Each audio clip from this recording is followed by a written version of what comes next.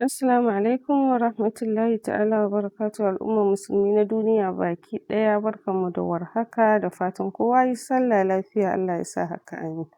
Insha Allahu rabbi yau na zo mana da wani gawurtaccen sirri wanda mafi yawa masana suke ɓoye shi domin muhimmancinsa ba don rowa ba. Suna ɓoye shi ne suna bayar da shi ga wanda suka dace ko kuma wanda hankalinsu suka kai ma akan su yi tambaya. To insha Allahu rabbi yau zan bayar da shi a zaman goron barka da sallah da ban bayar ba.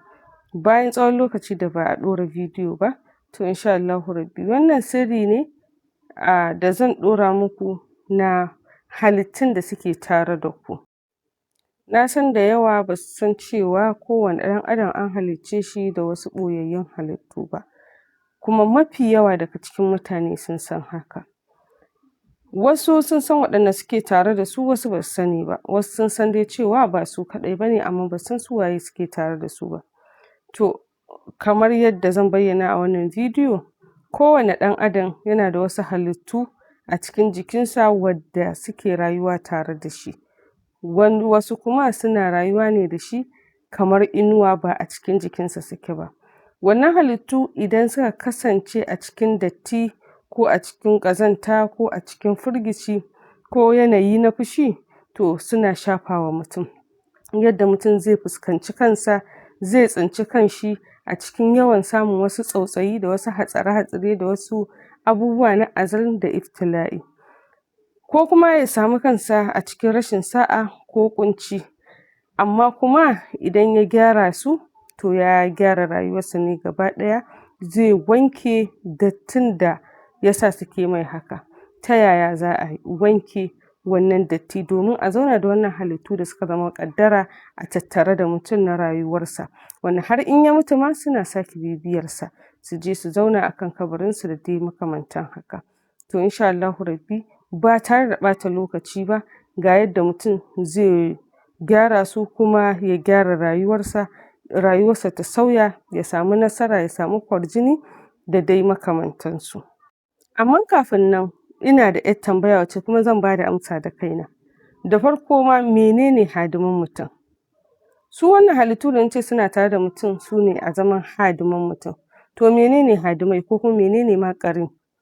To ku sani su ne kishiyoyin ruhohinku, ruhaniyar mutum, to su abokanan kishinsa ne kuma abokanan tafiyarsa ne. Suna shafar tunanin mutum, lafiyar mutum da ma kuma ayyukan mutum. Waɗannan hadimai suna da saurin shafar mutum saboda suna tare da shi. Da wahala ka ga an yi wa mutum wani sammu ko wani jifa ko wani abu ba tare da yardarsu ba, abin ya je ya shiga mutum. Mafi yawa sai da yardarsu, shi ya sa Hausawa suke cewa wai da ɗan gari ka ci gari. To mafi yawa wani ba a iya ratsa shi sai an bi ta dalilinsu. Sannan kuma waɗannan hadiman fa yadda suke haka suke sa a ringa kallon ka. Idan ka bar su da datti ko ka bar su a cikin firgici ko tsoro, to haka jama'a za su ringa kallon ka. In ka bar su sun zama malamai, to haka mutane za su ringa kallon ka. In ka zama wani ko likita ko ma mene, to su ma haka za su bari al'umma su ringa kallon ka, domin su yadda ka bar su haka suke tura ruhaniyarka, kuma mutane da kallon da za su ma kenan, ko da ka sani kuma ko da baka sani ba. Sun kasance idan suna da datti, kamar yadda na faɗa muku, komai na mutum yana zama mai datti ko rashin sa'a ko wani abu, ko kuma kai ta ƙulla abubuwa ya ƙi yiwuwa wannan abun. Amma kuma idan aka yi amfani na sirri wajen haske da tsarki, aka wanke su aka tsarkake su, to za ka ga komai na mutum ya dawo daidai. To insha Allahu rabbi ga sirrin yadda za a mayar da su masu biyayya da dawo wa mutum sa'arsa da nasararsa a cikin rayuwarsa. Wannan shi ne za mu bi yanzu, yadda za mu ɗauki matakin gyara. Ku sani wannan gyara baya buƙatar yanka ko kuma yanka dabba ko kuma wani aiki na tsubbu. Wannan sirri ilimi ne na tsantsar ruhaniya da kuma sirrika na haruffa, da kuma ƙara sanin yadda za ka ƙara tsarkake jiki da muhalli da ruhaniyarka.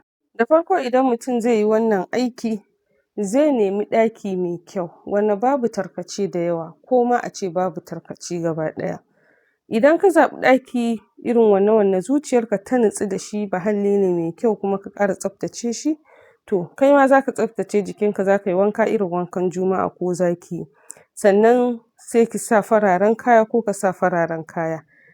A tsaftace ɗakin kamar yadda na gaya muku, kuma a ɗan sa turare mai daɗin ƙamshi, musamman turaren da aka fi buƙata domin hadimai na alheri suna son sa sosai, shi ne lubbezakar da turaren miski, domin shi ƙamshi ne wanda yake zama musu abinci mai kyau musamman ga halittu na alheri kamar yadda na gaya muku. Yadda kuwa za a yi aikin shi ne, in kana da sarari an so ka yi nafila ko da raka'a biyu ce, sai ka zauna sai ka yi istighfari 100, hailala 100, salatin annabi 100, sannan kuma sai ka karanta wannan sirrin sau 77 bayan sallar asuba ko kuma bayan sallar isha. Alal aƙalla kai kwana 3 ko kwana 7. Ga abin da ake karantawa: Ya hayyu ya qayyum, ya Allah ka tsarkake ruhaniyata, ka tsarkake hadimaina, ka sa su zama kariya da buɗi a gare ni, su zama masu nasiha ta alkhairi a gare ni. Ya Allah ka sa ba za su zama masu cutar da ni duniyata da lahirata ba.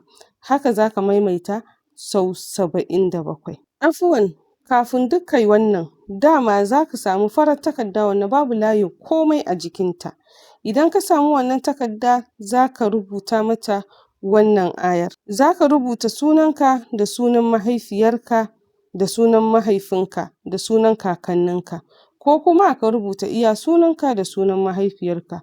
Sai in ka rubuta, sai ka kewaye wannan suna naka da wannan aya ta Alkur'ani ta Allahu nuru samawati wal ardi. Idan ka kewaye da shi, sai ka ninke takardar, sai ka zuba mata turaren miski. Idan ka zuba mata turaren miski, ka naɗe ta, sai ka mai da ita kamar laya. Idan ka mai da ita kamar laya, to da ita za ka shiga ɗakin da za ka yi wannan aiki na tsawon kwanaki 3 ko 7. Idan ka kammala duka aikinka, tana nan a gefen sallayarka, duk lokacin da ka tashi yin aikin nan tana nan a gefe, to kana kammalawa za ka ɗau wannan laya ka rufa ta, sai ka sa ta a ƙarƙashin fulanka da kake yin bacci, ka ringa kwana da ita. Wannan zai saurin taimaka maka gurin gyara ruhaniyarka. Amma fa akwai sadakoki da ake yi domin ƙara tabbatar da ƙarfinta. A ranar farko da ka fara aikin nan, ana son ka raba abinci ga mabuƙata, kuma abinci mai lafiya, mai kyau, mai ɗumi, alal aƙalla na almajirai ko mabuƙata guda 3 ko 7, ko kuma yadda Allah ya baka iko. A rana ta biyu ma haka. A rana ta 3 shi kuma ana son ka yi sadaka da abin da ba ka yi sadaka da shi ba a baya tun kafin ka fara wannan aiki. A haka za ka yi tafiya kana ƙara adadin har ka kammala. Kwana 3 ne ko 7, haka ake wannan aiki. Da yardar Allah, idan kai wannan aiki ka gama, tun daga gamawarka kafin ma ka zo ka fara kwana tare da wannan laya, za ka ji wasu manya-manyan canje-canje a tattare da kai. Za ka ji wani kwarjini, kuma za ka ga mutane suna ma fara'a, suna jin daɗin mu'amala da kai. Za ka ga kana musu wani kwarjini na mutuntawa, ba kwarjini na tsana ba. Sannan kuma za ka ringa mafarki masu kyau. Za ka ringa ganin duk abubuwa wanda kai da kanka ka san wannan bishara ne. Sannan za ka samu nutsuwa, kuma wasu abubuwa da suka sarƙe maka a rayuwa, na matsalar rayuwa dai haka, ko wani ƙunci, ko yara suna ɓata ma rai, ko wani rashin kuɗi, ko matsalar wani abu, ko cushewar kasuwanci, to da yardar Allah dai za ka ga warwarewar abin da ya fi damunka da yardar Allah. Wannan shi ne babban sirri wanda na ce zan kawo muku a taƙaice. Wannan zai taimaka muku sosai. Sannan ku sani, idan fa kuka shirya da hadimanku, kun kusan ƙarasar da matsalolin da suke kanku. A cikin 100 kun zaftare alal aƙalla 70. Kun ga kuwa ina laifi, domin me, da su ake iya haɗa baki a cutar da kai, da yardarsu da amincewarsu ake shiga cikin gonarka.